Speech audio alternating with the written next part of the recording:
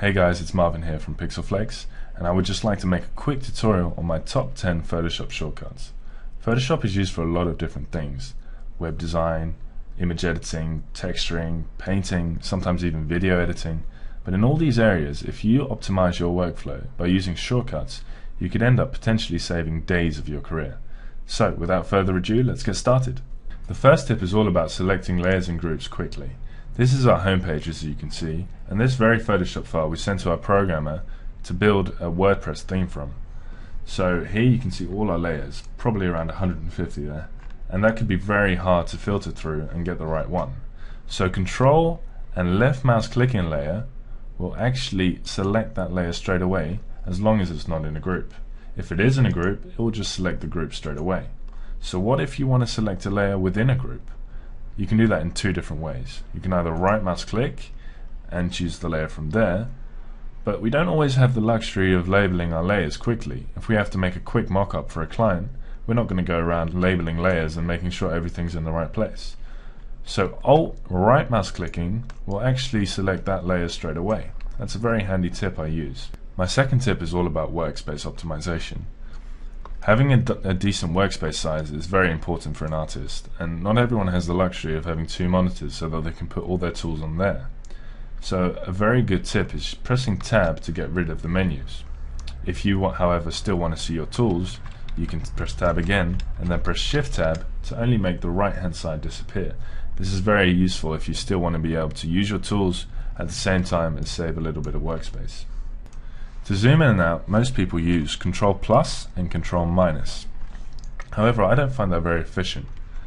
Some people even switch to the magnifying tool, zoom in on the area, and then switch back to the tool they were using before.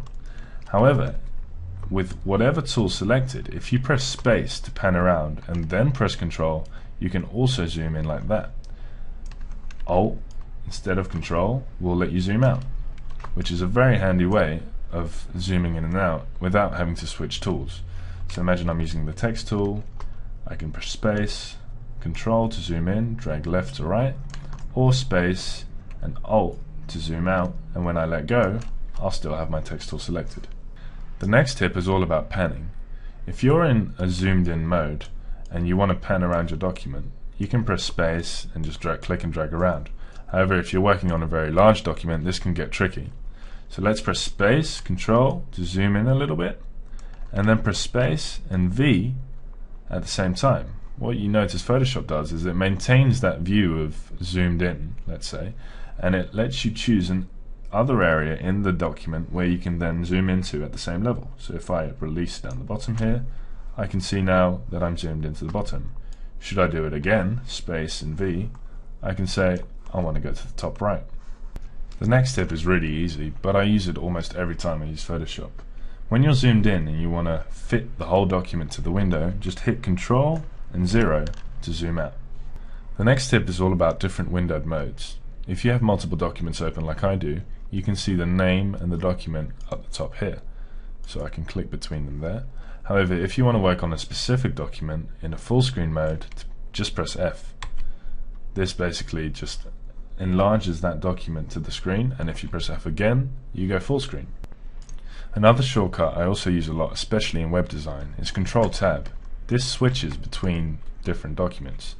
If I press F to go into full screen mode, I can also press Control Shift Tab to go back and Control Tab to go forward. If I have 20 documents open, this can be handy. For example, it would save me from having to tab through all of them and then get back to the first one. I can actually just press Control Tab to go forward and Control Shift Tab to go back. And like I said, I'm in full screen mode here, so I don't even see the different documents. The shortcut just manages to tab through them without them being visible. The next tip I use a lot in painting, not so much in web design, but it can be used. If I have my move tool selected, press Control and space and drag around here, for example, I can see that the active state on forum looks good. However, say I want to make the opacity of the active state a little less.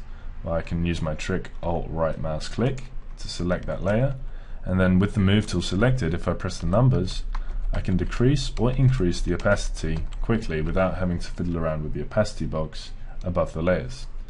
The next shortcut involves copying all the layers below here and pasting them into a single layer. This can be very useful for artwork or textures.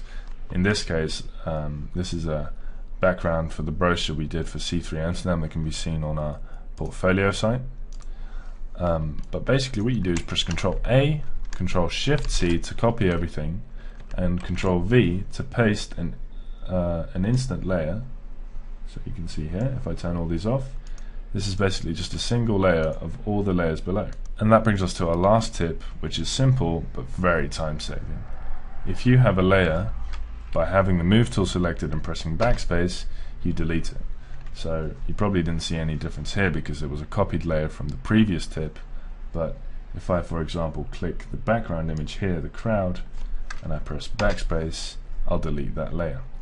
If I wanted to do Control Z to bring that back, if I want to make a new layer, all I have to do is press Control, Shift and N and enter to make a new layer. That saves you the time of having to click new layer down here and dragging things to the trash can down here. Well, that concludes my top 10 Photoshop shortcuts tutorial. I hope you guys enjoyed them, and if you knew most of them, then I hope they were just more of a refreshment than anything else. Have a look at the site as well, because we're going to be releasing some freebies and more tutorials later on. So yeah, keep looking. Follow us on Facebook or Twitter. You can even subscribe to our newsletter. But until then, till next time, and I hope you enjoyed it.